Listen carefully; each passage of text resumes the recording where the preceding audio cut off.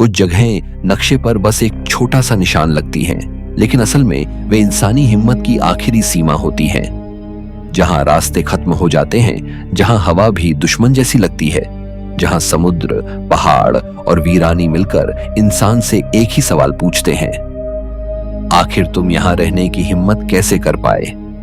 Number 1, Skellig Michael, Ireland.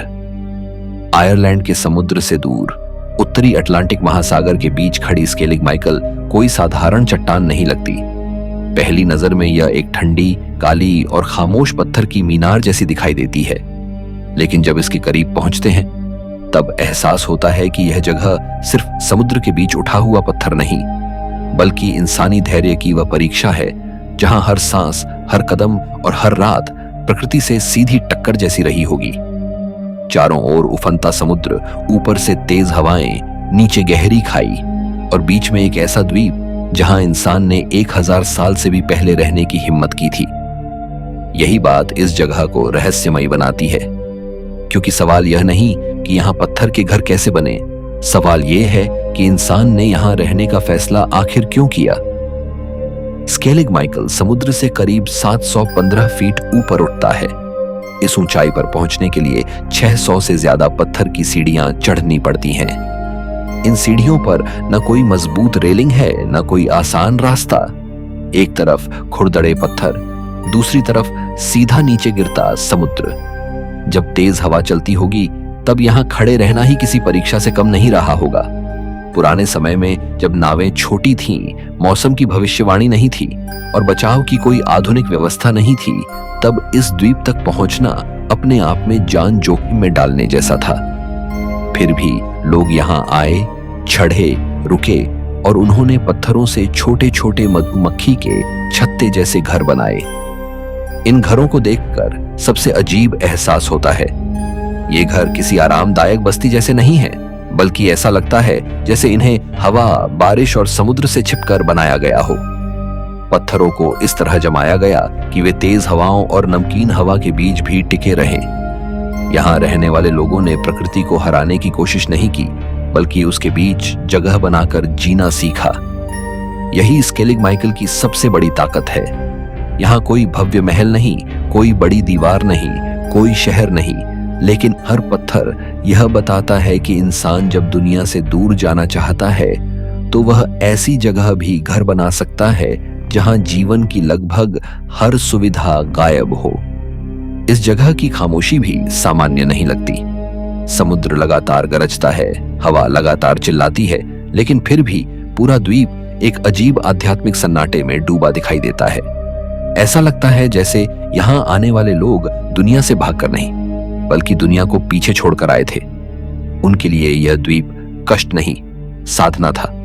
जितना कठिन रास्ता उतनी गहरी शांति, जितनी ज्यादा वीरानी उतना ज्यादा भीतर का सामना। शायद इसी वजह से स्केलिग माइकल आज भी सिर्फ एक पुरानी जगह नहीं, बल्कि मानव इच्छा की आखिरी चौकी जैसा लगता है। एक ऐसा पत्थर का संसार जहां समुद्र रोज हमला करता है, हवा रोज चेतावनी देती है और फिर भी कुछ पुराने घर खड़े रहकर कहते हैं कि कभी यहां इंसान ने असंभव को अपना निवास बना लिया था। नंबर 2, फांजिंगशान, चीन। चीन का फांजिंगशान पहाड़ ऐसा लगता है जैसे धरती ने अपने भीतर से एक प्राचीन स्तंभ उठाया हो और उसे बादलों के ऊपर छोड़ दिया हो। यह जगह सिर्फ ऊंचाई के कारण अद्भुत नहीं है, बल्कि इसलिए भी रहस्यमयी लगती है क्योंकि यहाँ पहुंचने का रास्ता ही इंसान को धीरे धीरे सामान्य दुनिया से अलग करता जाता है। नीचे जंगल है, फिर चढ़ाई शुरू होती है, फिर पत्थरों की सीढ़ियां, फिर सांस भारी करने वाली ऊंचाई और अंत में बादलों के बीच 2 चोटियां जिन्हें जोड़ता हुआ एक संकरा पत्थर का पुल। उसे देखकर ऐसा लगता है जैसे पहाड़ ने आसमान के बीच एक दरवाजा बना दिया हो और इंसान को तय करना हो कि वह डर के साथ रुक जाएगा या विश्वास के साथ आगे बढ़ेगा। फांजिंगशान की ऊंचाई 8438 फीट तक जाती है। इस पहाड़ का इतिहास करोड़ों साल पुराना है। कहा जाता है कि यह भूभाग लगभग 1 अरब 40 करोड़ साल से समय का गवाह बना हुआ है, जब इंसानी सभ्यताएं पैदा भी नहीं हुई थीं, जब शहरों का नामो निशान नहीं था, तब भी यह पहाड़ चुपचाप खड़ा था। यही उम्र इसे और भी रहस्यमय बना देती है।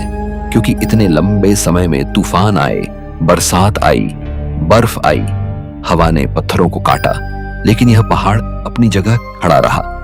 इसे देखकर लगता है जैसे धरती की स्मृति पत्थर में बदल गई हो। यहां तक पहुंचने के लिए करीब 9000 सीढ़ियां चढ़नी पड़ती हैं। हर सीढ़ी शरीर से ताकत मांगती है और मन से धैर्य। रास्ते में जब बादल नीचे दिखाई देने लगते हैं, तब इंसान को एहसास होता है कि वह जमीन से बहुत दूर आ चुका है। ऊपर की ओर जाते हुए पेड़, चट्टानें और धुंध मिलकर ऐसा दृश्य बनाते हैं कि कई बार लगता है जैसे कोई प्राचीन संसार धीरे धीरे खुल रहा हो। इस क्षेत्र में दुर्लभ सुनहरे बंदर भी पाए जाते हैं, जिन्हें देखकर लगता है जैसे हिमयुग की कोई जीवित स्मृति आज भी इन जंगलों में छिपी हुई है। वे इस पहाड़ को सिर्फ प्राकृतिक नहीं बल्कि जीवित रहस्य बना देते हैं। फांजिंगशान का सबसे चौंकाने वाला दृश्य वह ऊंची चोटी है, जहां 2 पत्थर के स्तंभों को एक पतला पुल जोड़ता है। नीचे गहरी खाई, ऊपर खुला आसमान, चारों ओर बादल। ऐसे में उस पुल को पार करना सिर्फ शारीरिक काम नहीं बल्कि भीतर के डर से टकराने जैसा अनुभव है। इसी जगह पर मंदिर और पवित्र स्थान बने हैं, जो बताते हैं कि इंसान हमेशा से ऊंचाई को सिर्फ भौतिक स्थान नहीं मानता बल्कि उसे आत्मा की यात्रा से जोड़ता रहा है। यहां खड़े होकर नीचे की दुनिया छोटी लगने लगती है, शोर गायब हो जाता है, मन शांत भी होता है और बेचैन भी, क्योंकि इतनी ऊंचाई पर बना हर ढांचा यही सवाल उठाता है कि आखिर किस विश्वास ने इंसान को इस असंभव जगह तक पहुंचाया। यह पहाड़ अपने मशरूम जैसे संतुलित पत्थर के लिए भी प्रसिद्ध है, जो एक छोटे आधार पर खड़ा दिखाई देता है। लाखों साल की आंधियों और बारिश के बाद भी उसका संतुलन बना रहना किसी चमत्कार जैसा लगता है, भले ही उसके पीछे भूविज्ञान की लंबी प्रक्रिया हो। फांजिंगशान इसलिए केवल पर्वत नहीं बल्कि धरती, समय, आस्था और जोखिम का संगम है। यहाँ इंसान प्रकृति को जीतने नहीं आता बल्कि यह समझने आता है कि कभी-कभी सबसे ऊंची जगहें सबसे गहरी खामोशी रखती हैं। नंबर 3, गासा दालुर, फरो आइलैंड्स। फरो आइलैंड्स का गासा दालुर गांव पहली नजर में किसी कहानी की जगह जैसा लगता है। हरे मैदान, काली चट्टानें, नीचे गहरा समुद्र और एक झरना जो सीधे चट्टान से गिरकर समुद्र में समा जाता है। लेकिन इस सुंदरता के पीछे जो जीवन छिपा है वह इतना आसान नहीं है। यह गांव एक ऐसे पठार पर बसा है जहां जमीन अचानक 100 फीट ऊंची बेसाल्ट चट्टान बनकर समुद्र में टूट जाती है। चारों ओर खुले पहाड़ और समुद्री हवाएं हैं।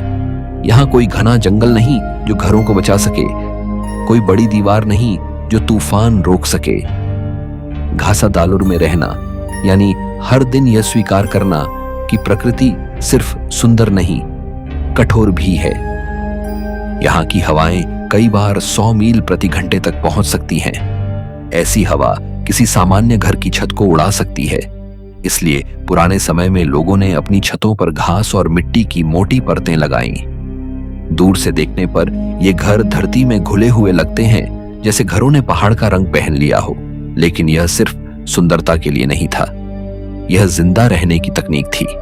घास की छतें घरों को गर्म भी रखती थीं और तेज हवा से बचाने में मदद भी करती थी। यहाँ इंसान ने प्रकृति से लड़कर नहीं बल्कि उसके साथ अपना आकार बदलकर जीवन बचाया। गासा दालुर में साल के 250 से ज्यादा दिन बारिश हो सकती है। बाहर से दिखने वाले हरे मैदान असल में पानी से भरे भारी स्पंज जैसे हो जाते हैं। जमीन नरम, ठंडी और फिसलन भरी हो सकती है। जब तूफान आता है तो पहाड़ों से मिट्टी और पानी बहकर झरने को और हिंसक बना देते हैं। वही झरना जो शांत दिन में तस्वीर जैसा लगता है, तूफान में समुद्र की ओर बहता हुआ एक काला घाव जैसा दिखाई देता है। नीचे लहरें चट्टानों से टकराती हैं और आवाज ऐसी आती है जैसे समुद्र लगातार गांव को याद दिला रहा हो कि वह यहाँ सबसे पुरानी ताकत है। कई सदियों तक यह गांव लगभग दुनिया से कटा रहा। यहां पहुंचना आसान नहीं था। पहाड़ों को पार करके आना पड़ता था, मौसम की मार झेलनी पड़ती थी और हर यात्रा जोखिम से भरी होती थी। फिर 2004 में सुरंग खुली जिसने गांव को बाकी दुनिया से जोड़ दिया। यह सुरंग राहत भी थी और बदलाव की शुरुआत भी। पहले जो सन्नाटा गांव की पहचान था, अब वहां बाहरी लोग आने लगे, कैमरे आने लगे, पर्यटन आने लगा। लेकिन उसके बावजूद घासादालुर की आत्मा आज भी पुरानी है। यह वह जगह है जहां आधुनिक रास्ता तो पहुंच गया, पर हवा अब भी वही है, समुद्र अब भी वही है, और पहाड़ अब भी उसी पुराने अंदाज में गांव को घेर कर खड़े हैं। घासादालुर को देखकर लगता है कि कुछ जगहों की खूबसूरती उनके आराम में नहीं, बल्कि उनके खतरे में होती है। अगर यह गांव किसी आसान मैदान में होता तो शायद इतना यादगार नहीं लगता। इसकी असली शक्ति उसके किनारे पर बसने में है। यहां घर सिर्फ घर नहीं, बल्कि इंसान की जिद के छोटे निशान हैं। हर छत, हर रास्ता, हर खिड़की यह कहती है कि कभी कभी मनुष्य वहीं टिकता है जहां टिकना सबसे मुश्किल होता है। Number 4, Uros floating islands, Peru. Peru की टिटिकाका झील पर बने ओरोस के तैरते द्वीप दुनिया की उन जगहों में आते हैं जिन्हें देखकर दिमाग तुरंत सवाल करने लगता है। जमीन पानी पर कैसे रह सकती है? लोग ऐसे घरों में कैसे सोते होंगे जिनके नीचे ठोस धरती नहीं, बल्कि झील की गहराई है? यह कोई आधुनिक पर्यटन कल्पना नहीं, बल्कि सैकड़ों साल पुरानी जीवन पद्धति है। ओरोस लोगों ने ठोस जमीन छोड़कर पानी पर घर बनाए, और यह फैसला सुविधा के कारण नहीं, बल्कि सुरक्षा के कारण लिया गया था। जब हिंसा और संघर्ष का डर बढ़ा, तब उन्होंने झील को अपनी ढाल बना लिया। जिस जगह पर दूसरे लोग सिर्फ नाव चलाते थे, वहां उन्होंने पूरा संसार बसा दिया। ये द्वीप खास टोटोरा रीढ़ से बनाए जाते हैं। ये रीढ़ अंदर से खोखले होते हैं, इसलिए पानी पर तैरते हैं। लाखों रीढ़ को परत दर परत बिछाकर एक तैरती जमीन बनाई जाती है। ऊपर से यह सुनहरी चटाई जैसी दिखाई देती है, लेकिन नीचे लगातार पानी रहता है। यही कारण है कि इन द्वीपों का रखरखाव कभी खत्म नहीं होता। नीचे की परतें पानी में भीग कर सड़ती रहती हैं, इसलिए हर 15 से 20 दिन में ऊपर नई रीढ़ डालनी पड़ती है। अगर यह काम रुक जाए तो द्वीप धीरे धीरे कमजोर होने लगता है।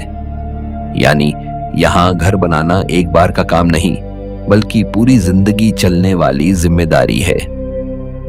और उस द्वीपों पर चलना भी सामान्य जमीन पर चलने जैसा नहीं होता। हर कदम थोड़ा ढंसता है, जैसे कोई नरम पानी के कुशन पर चल रहा हो। कई बार ठंडा पानी ऊपर आकर पैरों को गीला कर सकता है। सोचिए, जिस जमीन पर आपका घर बना है, वही जमीन हर दिन थोड़ी बदल रही हो। वहां दीवारें, छत, नावें, घर और रास्ते सभी रीढ़ से जुड़े हों। यहां जीवन का हर हिस्सा झील से बातचीत करता है। रीढ़ से घर बनते हैं, रीढ़ से नाव बनती है, रीढ़ से चूल्हे के पास बैठने की जगह बनती है। यह समाज सचमुच पानी और पौधों के बीच बना हुआ है। इस जगह की सबसे विचित्र बात यह है कि यहां जमीन को अलग भी किया जा सकता है। अगर परिवारों में गंभीर झगड़ा हो जाए तो वे अपने हिस्से के द्वीप को काटकर अलग कर सकते हैं, रस्सियां खोल सकते हैं और अपना हिस्सा झील में दूसरी जगह ले जा सकते हैं। दुनिया में जमीन को लेकर युद्ध होते हैं, लेकिन यहाँ जमीन को आरी से काटकर अलग ले जाया जा सकता है। यही बात ऊरोस द्वीपों को रहस्यमयी और अनोखा बनाती है। यहाँ घर स्थायी भी है और अस्थायी भी, समाज जुड़ा हुआ भी है और तैरता हुआ भी। टिटिकाका झील की ऊंचाई भी कम नहीं है। यह समुद्र तल से 12,000 फीट से ज्यादा ऊपर है। इस ऊंचाई पर हवा पतली होती है, रातें ठंडी हो सकती हैं और मौसम अचानक बदल सकता है। फिर भी ऊरोस लोगों ने यहाँ एक ऐसा जीवन बनाया जो किसी किले से ज्यादा चतुर लगता है। उन्होंने पत्थर की दीवारें नहीं बनाई, लेकिन पानी को अपनी सीमा बना लिया। उन्होंने धरती पर कब्जा नहीं किया, बल्कि तैरती धरती बना ली। ऊरोस फ्लोटिंग आइलैंड्स इसलिए सिर्फ पर्यटन स्थल नहीं, बल्कि इंसानी अनुकूलन का जीवित रहस्य है। यह जगह बताती है कि जब जमीन सुरक्षित न लगे तो इंसान पानी पर भी संसार बना सकता है। Number 5, bishop rock light house, United kingdom. Atlantic महासागर के बीच एक नंगी ग्रेनाइट चट्टान पर खड़ा बिशप रॉक लाइट हाउस ऐसा लगता है जैसे किसी ने समुद्र की हिंसा के ठीक बीच एक पत्थर की मोमबत्ती जला दी हो। चारों ओर पानी है, नीचे चट्टान है, ऊपर तूफान है और बीच में एक लंबा टावर जो जहाजों को चेतावनी देता रहा कि यहाँ मौत छिपी है। यह जगह घर जैसी नहीं दिखती, फिर भी कभी इंसान यहाँ रहता था। यही बात इसे अजीब बनाती है। जब लहरें दीवारों से टकराती थीं, जब हवा टावर को हिलाती थी, जब बाहर सिर्फ सफेद झाग और काला समुद्र दिखाई देता था, तब भीतर कुछ लोग अपनी ड्यूटी निभाते थे, दुनिया से कटकर, लेकिन दुनिया को रास्ता दिखाने के लिए। यह लाइट हाउस करीब 161 फीट ऊंचा है और इसे 6000 टन ग्रेनाइट से बनाया गया। समुद्र की मार से बचाने के लिए पत्थरों को ऐसे जोड़ा गया कि वे एक मजबूत ब्लॉक की तरह काम करें। साधारण इमारतें समुद्र के सामने टूट सकती थीं, लेकिन यहां हर पत्थर को इस सोच के साथ जमाया गया कि लहरें सिर्फ थपेड़े नहीं मारेंगी, बल्कि पूरी ताकत से उसे मिटाने की कोशिश करेंगी। भारी तूफानों में लहरें 98 फीट तक उठ सकती हैं और कई बार टावर के ऊपर तक पानी पहुंच सकता है। उस पल यह लाइट हाउस इमारत नहीं, बल्कि समुद्र के बीच खड़ा कांपता हुआ सफेद स्तंभ लगने लगता है। कल्पना कीजिए, भीतर 10 संकरे मंजिलों में रहना, नीचे उतरना, ऊपर चढ़ना, सीमित जगह, लगातार आवाज और बाहर ऐसा मौसम जिसमें कोई दरवाजा खोलना भी खतरे जैसा लगे।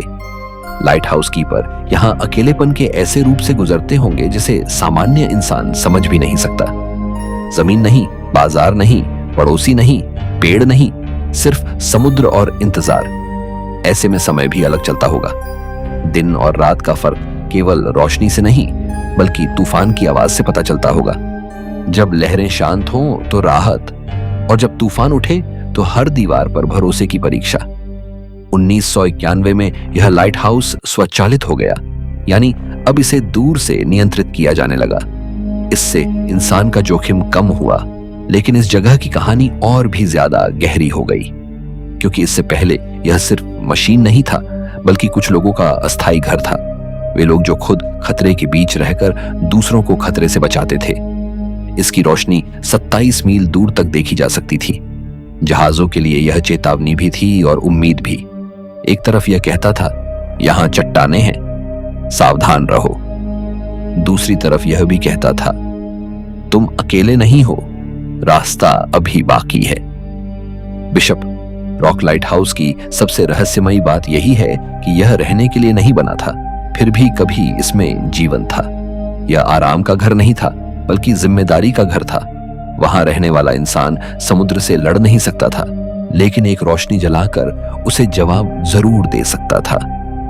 इसी वजह से यह लाइट हाउस सिर्फ समुद्री ढांचा नहीं, बल्कि इंसानी साहस की अंतिम मशाल जैसा लगता है।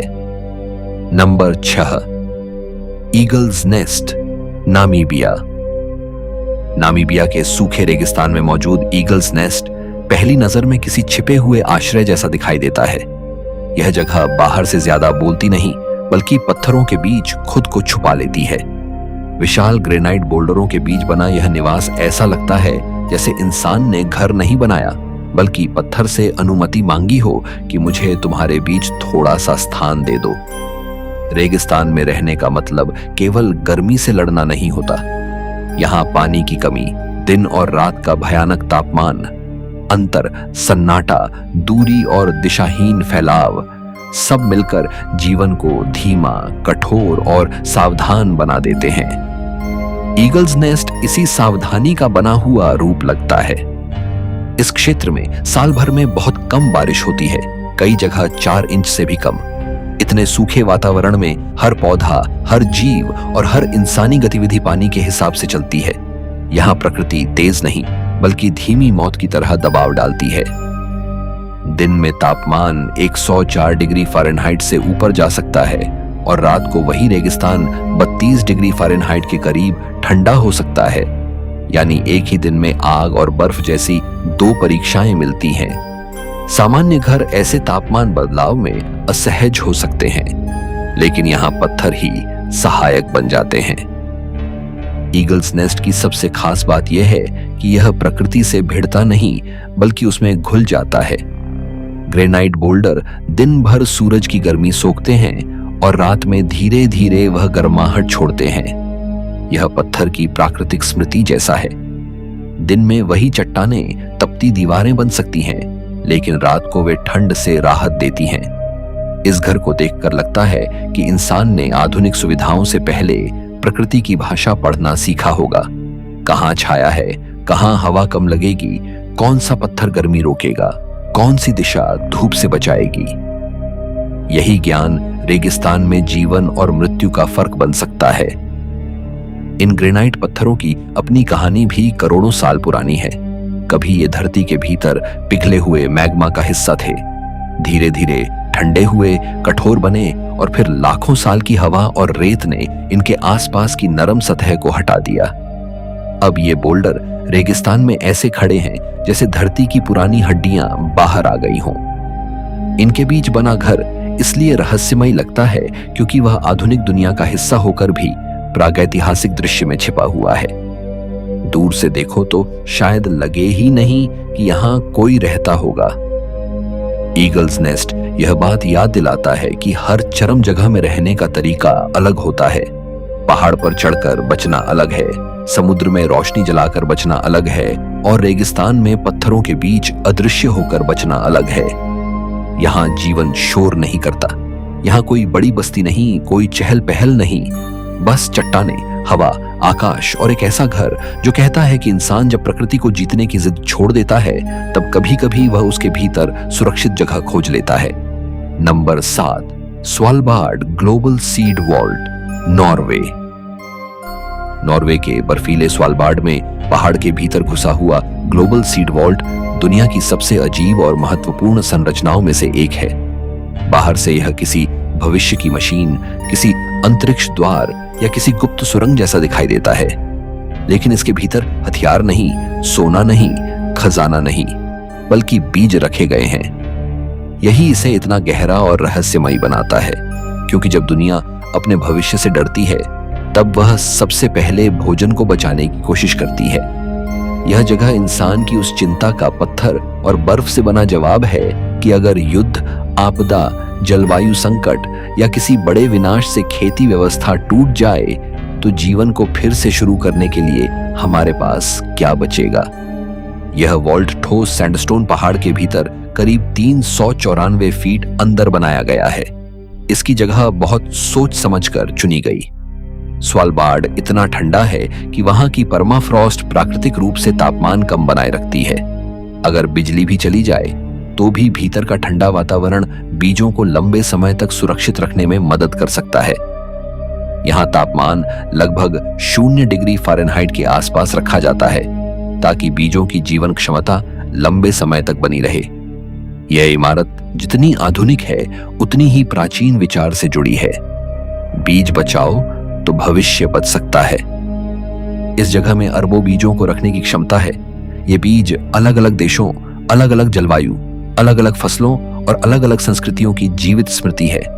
चावल, गेहूं, जौ, दालें, सब्जियां, स्थानीय किस्में, वे पौधे जिन्हें किसान पीढ़ियों से बचाते आए हैं, इन सब की प्रतियां यहां रखी जा सकती हैं। यह सिर्फ वैज्ञानिक संग्रह नहीं बल्कि मानव सभ्यता का बैकअप है। अगर किसी देश का जीन बैंक युद्ध या आपदा में नष्ट हो जाए तो यहां रखे बीज भविष्य में वापसी का रास्ता दे सकते हैं। सबसे अजीब बात यह है कि जिन देशों में संघर्ष रहा हो उनके बीज भी यहां सुरक्षित रखे जा सकते हैं। बर्फ के भीतर वे सभी शांत पड़े रहते हैं, जैसे राजनीति से ऊपर जीवन की एक मौन सभा हो। स्वालबार्ड की बाहरी दुनिया भी इस वॉल्ट के रहस्य को बढ़ाती है। चारों ओर बर्फ, लंबी अंधेरी सर्दियां, ध्रुवीय भालू, जमती हवाएं और इंसानी आबादी से दूर एक कठोर भूभाग। यहां पहुंचना ही आसान नहीं।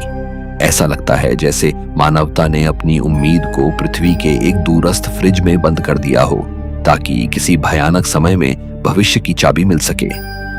इस जगह की खामोशी डरावनी भी है और भरोसा भी देती है। डर इसलिए कि इंसान ने ऐसा वॉल्ट बनाया, यानी उसे अपने विनाश की संभावना का एहसास है। भरोसा इसलिए कि उसने हार मानने के बजाय तैयारी की। स्वालबार्ड ग्लोबल सीड वॉल्ट घर नहीं है, लेकिन यह आने वाले घरों, खेतों और सभ्यताओं की संभावना को बचाता है। यह किसी एक परिवार का आश्रय नहीं, बल्कि पूरी मानव जाति का आपातकालीन कक्ष है। अगर कभी दुनिया की फसलें संकट में पड़े तो बर्फ के भीतर सोए ये बीज फिर से धरती पर लौट सकते हैं। इसलिए यह जगह सिर्फ डूम्सडे वॉल्ट नहीं, बल्कि मनुष्य की सबसे शांत और सबसे गंभीर प्रार्थना है कि चाहे दुनिया कितनी भी टूटे, जीवन फिर उग सके। Number 8, Meteora monasteries, Greece. Greece के मेटियोरा मोनेस्ट्रीज को देखकर ऐसा लगता है जैसे किसी ने विशाल पत्थर की उंगलियों पर छोटे छोटे आध्यात्मिक किले रख दिए हों। ये मठ जमीन पर नहीं, बल्कि ऊंचे सैंडस्टोन स्तंभों के ऊपर बने हैं, जिनकी ऊंचाई कई जगह 1300 फीट तक पहुंचती है। नीचे घाटी है, ऊपर खुला आकाश और बीच में चट्टानों की ऐसी खड़ी दीवारें कि सामान्य इंसान सोच भी नहीं सकता कि यहाँ निर्माण कैसे हुआ होगा। लेकिन यही मेटियोरा का सबसे बड़ा रहस्य है। ये जगह बताती है कि जब इंसान को शांति, सुरक्षा और ईश्वर की खोज एक साथ चाहिए होती है, तो वह रहने के लिए ऐसी ऊंचाई चुन सकता है जहां पहुंचना ही परीक्षा बन जाए। 14वीं शताब्दी के समय इन मठों को बनाने का विचार केवल धार्मिक नहीं था, बल्कि सुरक्षा से भी जुड़ा था। उस द्वार में युद्ध, आक्रमण और अस्थिरता का खतरा था। जितना कठिन रास्ता, उतनी ज्यादा सुरक्षा। चट्टान की चोटी पर बना मठ बाहरी दुनिया से कट जाता था। नीचे से दुश्मन देख सकता था, लेकिन आसानी से पहुंच नहीं सकता था। यही वजह थी कि भिक्षुओं ने खड़ी चट्टानों के ऊपर अपने निवास और पूजा स्थल बनाए। वे दुनिया से दूर नहीं भाग रहे थे, बल्कि शोर, हिंसा और भय से ऊपर उठकर जीवन का दूसरा अर्थ खोज रहे थे। आज वहां पत्थर की सीढ़ियां और रास्ते हैं, लेकिन पुराने समय में यह सुविधा नहीं थी। तब लोग रस्सी की सीढ़ियों से चढ़ते थे या जाल में बैठकर पुली की मदद से ऊपर खींचे जाते थे। सोचिए, एक इंसान हवा में लटका हुआ, नीचे गहरी खाई, ऊपर मठ की दीवार और बीच में केवल रस्सी पर भरोसा। निर्माण सामग्री भी इसी तरह ऊपर ले जानी पड़ती थी। ईंट, लकड़ी, पानी, औजार, सब कुछ हाथों से, रस्सियों से और अविश्वसनीय धैर्य से ऊपर पहुंचाया गया। कुछ जगहों पर पर्याप्त सामग्री जुटाने में ही कई वर्ष लग गए होंगे। मेटियोरा की हर दीवार इसलिए केवल पत्थर की नहीं, बल्कि प्रतीक्षा और विश्वास की बनी हुई लगती है। कभी यहाँ 24 सक्रिय मठ थे, लेकिन आज केवल 6 प्रमुख मठ बचे हैं। फिर भी जो बचा है वह इतना प्रभावशाली है कि पूरा दृश्य किसी दूसरी दुनिया जैसा लगता है। सुबह के समय जब बादल नीचे तैरते हैं और चट्टानों की चोटियां उनसे बाहर निकलती हैं, तब मठ आसमान में तैरते हुए दिखाई देते हैं। शाम को जब सुनहरी रोशनी पत्थरों पर पड़ती है तो लगता है जैसे ये चट्टानें जीवित हो गई हों। यहाँ हवा की आवाज, घंटियों की हल्की ध्वनि और नीचे फैली खामोशी मिलकर एक ऐसा वातावरण बनाते हैं जहां समय धीमा लगता है। मेटियोरा की असली शक्ति इसकी असंभवता में है। यह कोई आरामदायक धार्मिक परिसर नहीं था। यहां रहना कठिन था, चढ़ना कठिन था, निर्माण कठिन था, जीवन कठिन था। लेकिन शायद इसी कठिनाई में वह शांति छिपी थी जिसे भिक्षु खोज रहे थे। दुनिया में कई जगह लोग पहाड़ों पर गए, लेकिन मेटियोरा में इंसान ने पहाड़ की चोटी को घर, किला और प्रार्थना स्थल तीनों बना दिया। इसीलिए यह जगह आज भी एक सवाल की तरह खड़ी है। क्या आस्था इतनी मजबूत हो सकती है कि वह पत्थर के स्तंभों पर भी सभ्यता खड़ी कर दे? Number 9, Monemvasia, Greece. ग्रीस का मोनेमवासिया समुद्र से देखने पर एक विशाल खामोश पत्थर जैसा दिखाई देता है। दूर से लगता है जैसे कोई निर्जन चट्टान पानी के बीच अकेली खड़ी है, लेकिन उसके पीछे छिपा हुआ है एक पूरा प्राचीन नगर। यही इसकी सबसे बड़ी खासियत है। यह जगह अपने आप को तुरंत प्रकट नहीं करती। ये चट्टान के पीछे छुपी हुई सभ्यता है, जैसे समय ने इसे दुनिया की नजरों से बचाकर रख दिया हो। जब कोई इसके संकरे प्रवेश मार्ग से अंदर जाता है, तब अचानक पत्थर की गलियां, पुराने घर, चर्च, दीवारें और समुद्र की ओर खुलते दृश्य सामने आते हैं। तब एहसास होता है कि यह सिर्फ भौगोलिक चमत्कार नहीं, बल्कि संरक्षण का एक जीवित रहस्य है। मोनेमवासिया कभी मुख्य भूमि से जुड़ा हुआ था, लेकिन 375 ईस्वी के भूकंप ने इसे अलग कर दिया। इस प्राकृतिक टूटन ने इसे एक पत्थर के द्वीप जैसा बना दिया, जिसकी ऊंचाई लगभग 984 फीट तक जाती है। भूकंप ने विनाश किया, लेकिन उसी विनाश ने इस स्थान को सुरक्षा भी दी। चारों ओर समुद्र और एक विशाल चट्टान, और प्रवेश के लिए केवल एक संकरा रास्ता। इसी वजह से इसका नाम भी मोनेमवासिया पड़ा, जिसका अर्थ है एकमात्र प्रवेश। ऐसे नगर में आक्रमणकारी सीधे भीतर नहीं घुस सकते थे। उन्हें पहले उस एक रास्ते तक पहुंचना पड़ता, फिर दीवारों और चट्टानों से जूझना पड़ता। यहां प्रकृति ही किले की पहली दीवार थी।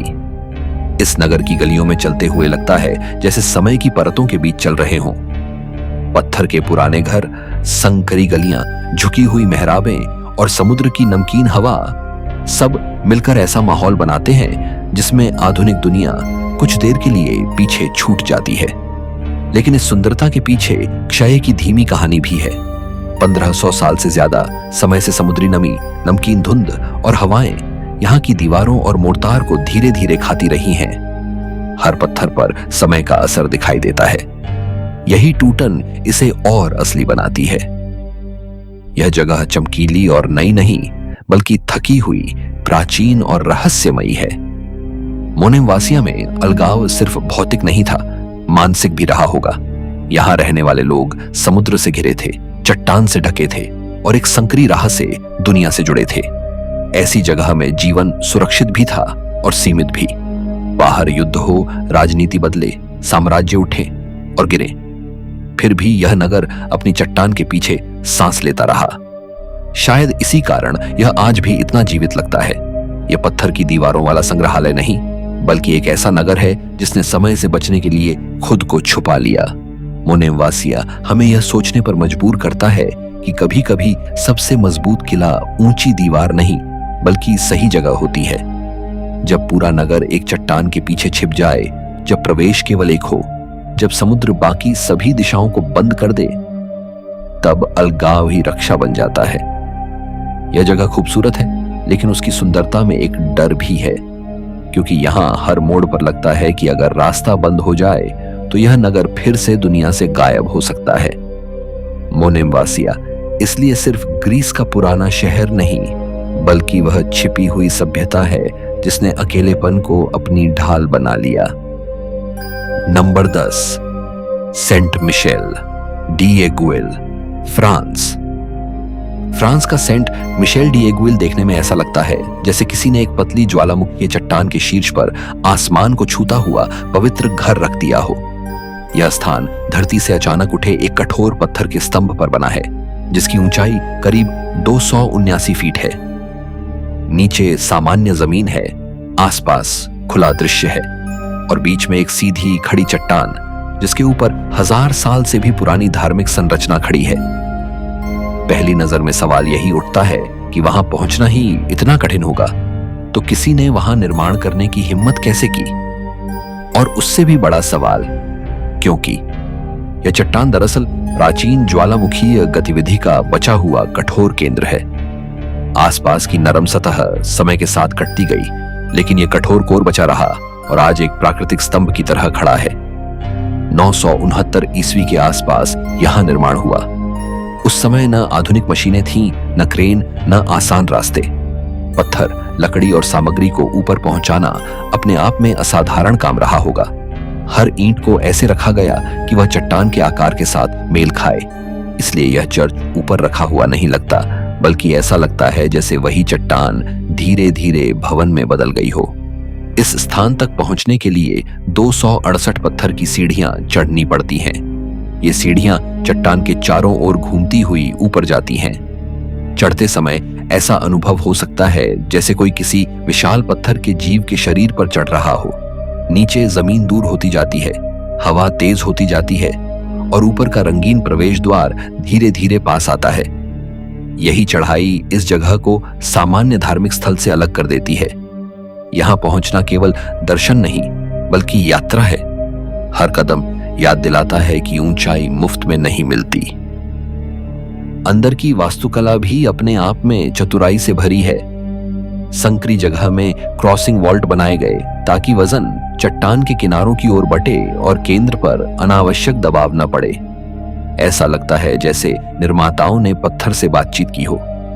उन्हें पता था कि यह जगह नाजुक भी है और कठोर भी।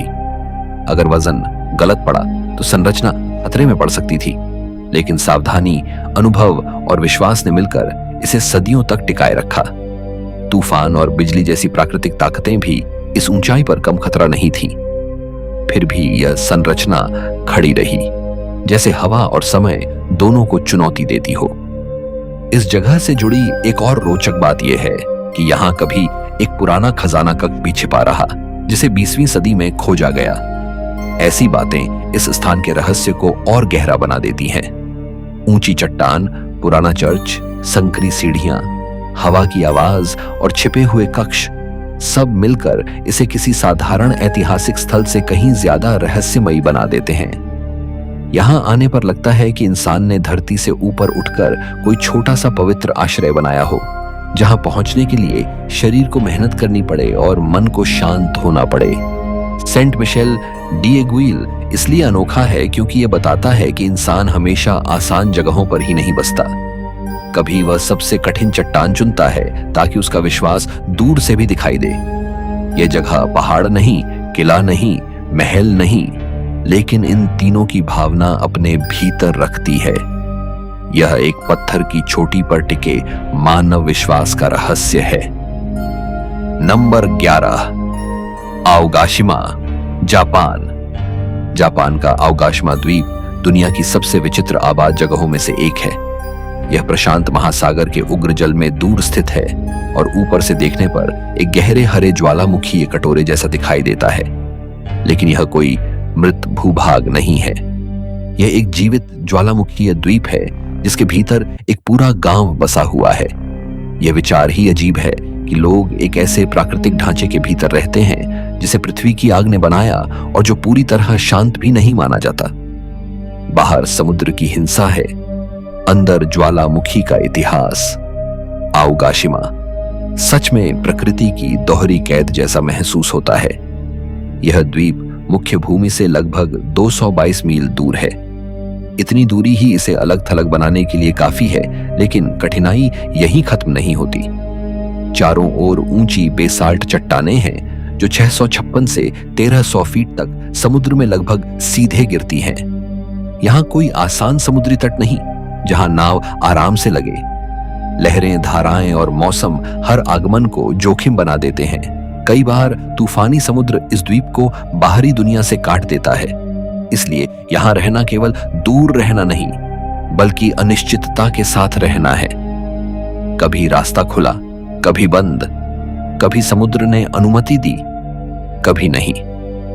आओगाशिमा की सबसे अनोखी पहचान इसका डबल कैल्डेरा ढांचा है, यानी पुराने ज्वालामुखी क्रेटर के भीतर एक छोटा ज्वालामुखी ढांचा और दिखाई देता है। ऊपर से देखने पर यह ऐसा लगता है जैसे धरती का घाव पूरी तरह भरा नहीं, बल्कि उसके भीतर एक और निशान बचा हुआ है। गांव इसी ज्वालामुखी शरीर के भीतर बसा है। घर, रास्ते, खेत और लोग सब एक ऐसे भूभाग में मौजूद हैं जिसकी उत्पत्ति विस्फोट, आग और लावा से हुई। यही दृश्य आओगाशिमा को लगभग अवास्तविक बना देता है, जैसे किसी ने आपदा के निशान को ही घर बना लिया हो। यहाँ की आबादी बहुत कम है, लगभग 150 से कुछ अधिक लोग। इतने छोटे समुदाय में हर व्यक्ति प्रकृति की परिस्थितियों से सीधे जुड़ा होता होगा। शहरों में लोग मौसम को असुविधा मानते हैं, लेकिन यहाँ मौसम जीवन का निर्णायक हिस्सा है। समुद्र खराब हो तो सामान नहीं पहुंच सकता, हवा तेज हो तो यात्रा रुक सकती है, और ज्वालामुखी भूगर्भ हमेशा पृष्ठभूमि में मौजूद रहता है। फिर भी लोग यहाँ रहते हैं, खेती करते हैं, काम करते हैं और जीवन को जारी रखते हैं। यही बात सबसे ज्यादा चौंकाती है। जहां दुनिया खतरा देखती है, वहां कुछ लोग घर देखते हैं। आओगाशिमा का वातावरण सुंदर भी है और बेचैन भी। हरी ढलानों के बीच बसे घर बाहर से शांत लग सकते हैं, लेकिन उनकी जमीन एक प्राचीन विस्फोट की कहानी रखती है। समुद्र दूर से नीला दिखता है, लेकिन उसके पास पहुंचना खतरनाक हो सकता है। द्वीप छोटा है, पर उसकी उपस्थिति विशाल लगती है, क्योंकि उसमें पृथ्वी की आग और महासागर की शक्ति दोनों कैद हैं। यह जगह याद दिलाती है कि मनुष्य ने केवल मैदानी शहर नहीं बनाए, बल्कि वह उन जगहों पर भी बस गया जहां धरती खुद अस्थिर यादों से भरी है। आओगाशिमा इसलिए सिर्फ एक द्वीप नहीं, बल्कि जीवित ज्वालामुखी के भीतर बसे मानव साहस की कहानी है। यहाँ का हर घर मानो कहता है कि सुरक्षा हमेशा समतल जमीन पर नहीं मिलती। कभी कभी इंसान खतरे को समझकर भी उसी के बीच अपनी दिनचर्या बना लेता है। बाहर लहरें, नीचे आग और बीच में जीवन। यही अवगाशिमा का असली रहस्य है। नंबर 12, कूबर पेड़ी, ऑस्ट्रेलिया। ऑस्ट्रेलिया के दक्षिणी रेगिस्तान में बसा कूबर पेड़ी एक ऐसा शहर है जहां लोग सूरज से लड़ने के बजाय धरती के भीतर छिप गए। बाहर से यह जगह सूखी, लाल, कठोर और लगभग निर्जीव दिखाई देती है। खुले मैदान, धूल, पत्थर और दूर तक फैला गर्म सन्नाटा। लेकिन असली जीवन सतह के ऊपर नहीं, नीचे है। यहाँ लोगों ने घर, दुकानें, चर्च और रहने की जगहें जमीन के भीतर खोदकर बनाई हैं। यह दृश्य किसी विज्ञान कथा जैसा लग सकता है, लेकिन इसके पीछे बहुत व्यावहारिक कारण है। इस रेगिस्तान में ऊपर रहना कई बार असहनीय हो सकता है, इसलिए इंसान ने भूमिगत दुनिया को अपना आश्रय बना लिया। गर्मियों में यहाँ तापमान 122 डिग्री फ़ारेनहाइट तक पहुंच सकता है। धूल भरी आंधियां, खुली धूप और सूखा वातावरण शरीर को थका देते हैं। फिर सर्दियों की रातें बहुत ठंडी हो सकती हैं, कभी कभी 32 डिग्री फ़ारेनहाइट से नीचे भी। यानी सतह पर जीवन लगातार तापमान के चरम झटकों से गुजरता है। इसके मुकाबले जमीन के भीतर बनी जगहें लगभग स्थिर तापमान बनाए रखती हैं, करीब 73 से 77 डिग्री फ़ारेनहाइट के बीच। यही कारण है कि भूमिगत घर केवल अनोखे नहीं, बल्कि समझदारी से भरे हैं। यहाँ धरती खुद प्राकृतिक इंसुलेशन बन जाती है। कूबर पेड़ी की कहानी ओपल खनन से भी जुड़ी है। इस सूखी धरती के नीचे दुनिया के उच्च गुणवत्ता वाले ओपल का बड़ा हिस्सा पाया गया। खनन के लिए लोग यहाँ आए, धरती को खोदा, सुरंगें बनाई और धीरे धीरे समझ गए कि जिन जगहों को वे खदान की तरह खोद रहे हैं, वही रहने के लिए भी बेहतर हो सकती हैं। कुछ ओपल इतने अद्भुत रहे कि वे प्राचीन जीवों की हड्डियों के भीतर भी बने मिले। यह विचार ही रहस्यमयी है कि करोड़ों साल पुरानी जैविक स्मृतियों में रंगीन रत्न छिपे हो सकते हैं। इस शहर में धरती सिर्फ आश्रय नहीं देती, खजाना भी देती है। लेकिन कूबर पेड़ी की चमक के नीचे खतरा भी छिपा है। सतह पर हजारों नहीं, बल्कि लगभग 2.5 लाख अबैंडन्ड माइन होल्स यानी छोड़े गए खदान छेद बताए जाते हैं। कई जगह वे खुले या अस्पष्ट हो सकते हैं। रेगिस्तान में लापरवाही से चलना खतरनाक हो सकता है, क्योंकि एक गलत कदम गहरे अंधेरे गड्ढे में गिरा सकता है। यह शहर इसलिए अनोखा होने के साथ साथ चेतावनी भी है। यहाँ धन ने लोगों को बुलाया, गर्मी ने उन्हें नीचे भेजा और खनन ने सतह को छेदों से भर दिया। भूमिगत घरों में रहना भी अपने आप में अलग अनुभव है। खिड़कियां कम, दीवारें पत्थर की, बाहर की धूप सीधे भीतर नहीं आती। ऊपर तूफान चले तो नीचे सन्नाटा रह सकता है। बाहर जलती गर्मी हो तो अंदर ठंडक बनी रहती है। यह उलटी दुनिया है, जहां सामान्य शहरों की तरह आसमान खुला नहीं, बल्कि धरती की छत है। कुछ जगहों पर कमरे सीधे चट्टान काटकर बनाए गए हैं, जिससे दीवारें प्राकृतिक बनावट लिए होती हैं। उन्हें देखकर लगता है जैसे इंसान किसी गुफा में लौट आया हो, लेकिन आधुनिक समझ के साथ। कूबर पेड़ी हमें याद दिलाता है कि चरम परिस्थितियों में घर का अर्थ बदल जाता है।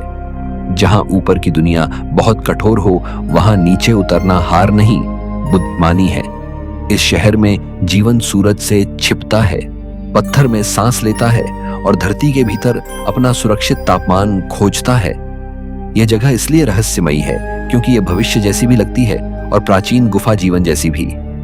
कूबर पेड़ी असल में इंसान का वह जवाब है जो कहता है, अगर सतह रहने लायक नहीं रही तो हम धरती के भीतर भी शहर बना लेंगे। आज के वीडियो में इतना ही। दुनिया के ये कोने हमें याद दिलाते हैं कि इंसान सिर्फ आसान जगहों पर नहीं बसता, बल्कि कभी कभी वह वहीं घर बनाता है जहां प्रकृति खुद उसे रुकने से मना करती है। Top of form, bottom of form.